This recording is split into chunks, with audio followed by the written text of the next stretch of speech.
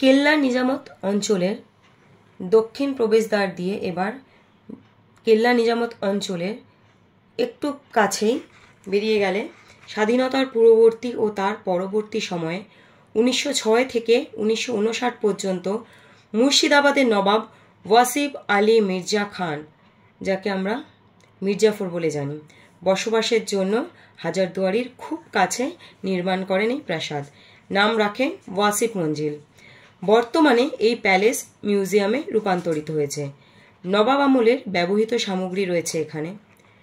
5টা বেজে যাওয়ার কারণে, যেহেতু সরকারি আওতায় নিয়ে নেওয়া হয়েছে প্রত্যেকটা প্রপার্টি, তাই আর আমরা এখানে প্রবেশ করতে পারিনি।